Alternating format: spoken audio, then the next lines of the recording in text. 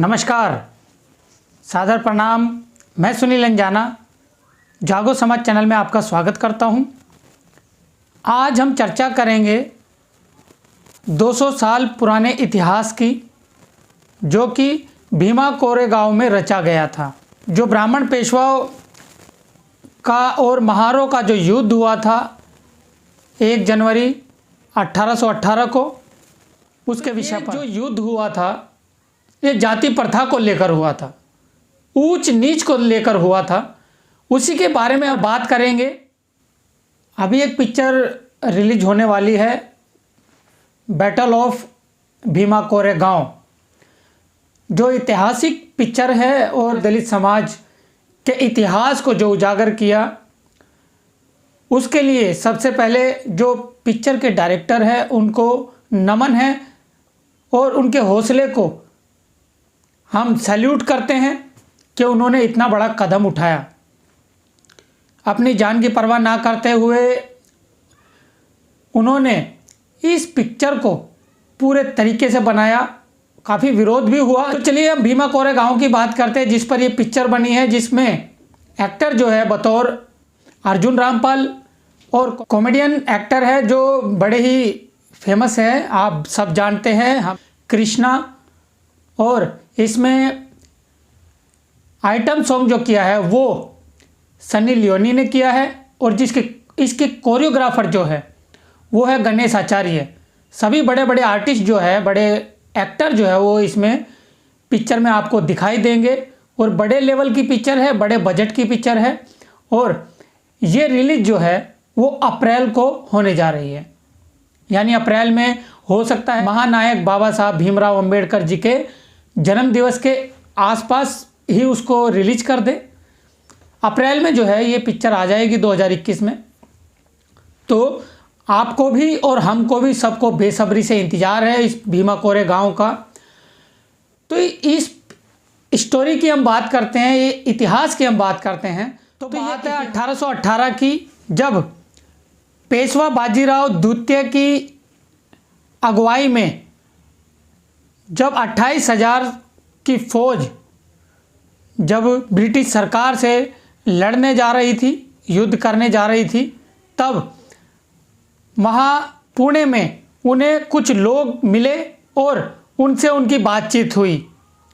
वो लोग थे महार, जो कि वाल्मीकि समाज के नाम से आप जानते हैं, जो नागवंशी थे। उनसे उनकी चर्चा हुई कि हम आपके साथ मिलकर लड़ना चाहते हैं अंग्रेज़ों से, लेकिन हमारी एक शर्त है कि जो कानून आपने बनाया मार्शल, चलिए हम आपको बताते हैं उसके बारे में भी।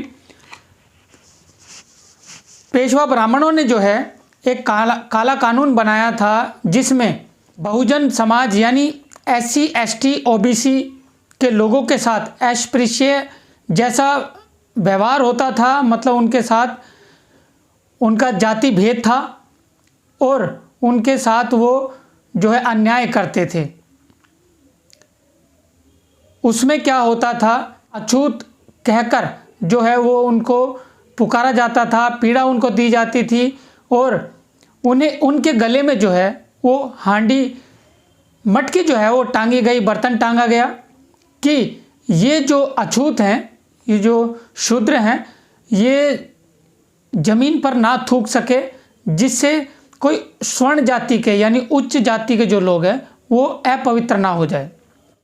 और कमर के पीछे झाड़ू बांधी जाती थी ताकि जमीन पर इनके कदमों के निशान न छपे।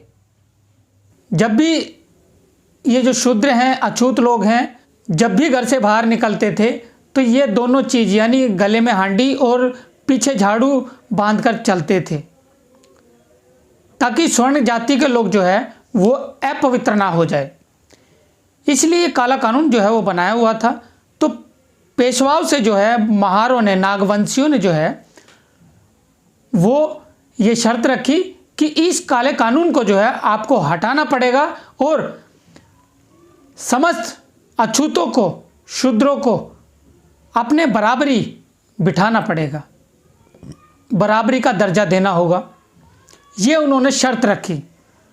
मगर पेशवा ब्राह्मण जो है वो इससे नाराज हो गए और उन्होंने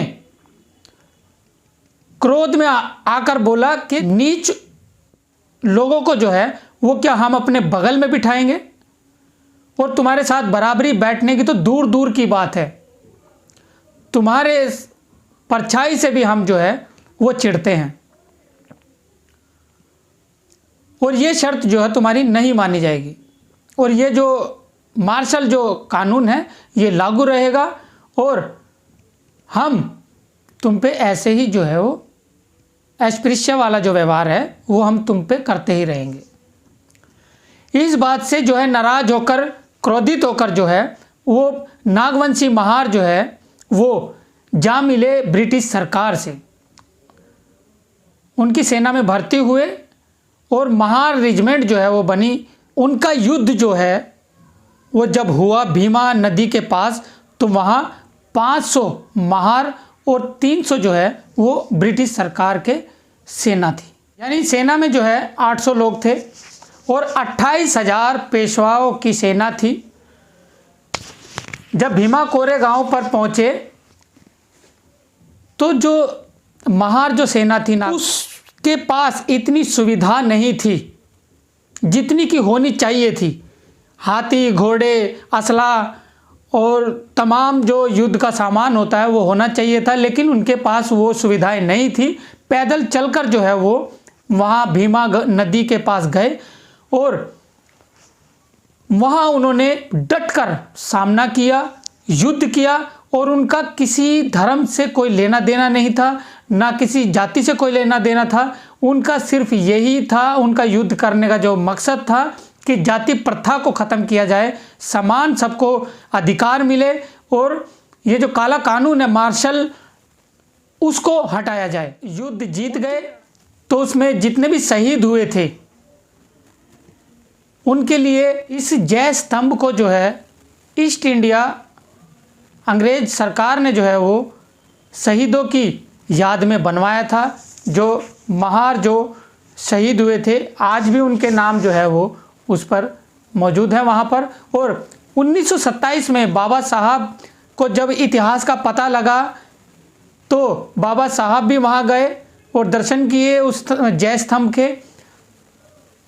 उसी दिन से जो है वो शौर्य दिवस जो है वहाँ लगातार मनाया जाता है। 1 जनवरी को पुणे में जो है वो गढ़ होता था पेशवाओं का। जाति प्रथा, छुआछात जो है वो दलितों के साथ यानी शूद्रों के साथ, SC ST OBC के साथ, इसी से परेशान जो है महारों ने ये कदम उठाया था। ये वीडियो जो है किसी जाति प्रथा को, किसी धर्म को लेकर नहीं है, लेकिन इतिहास जो है वो यही कहता है कि छुआछात का बड़ा दौर था। उनको ना पानी पीने दिया जाता था और उनको गुलामी, सिर्फ गुलामी ही करने के लिए छोड़ा हुआ था, और उनसे बड़ी छुआछात की जाती थी, बड़ी पीड़ा उनको दी जाती थी। उनकी बहन बेटियों के साथ भी जो है वो गलत काम किए जाते थे। तो कभी ना कभी तो आवाज़ उठनी ही थी। बुरे काम का अंत तो ज़रूर होता है, आज ना तो कल नहीं तो परसों ज़रूर होगा।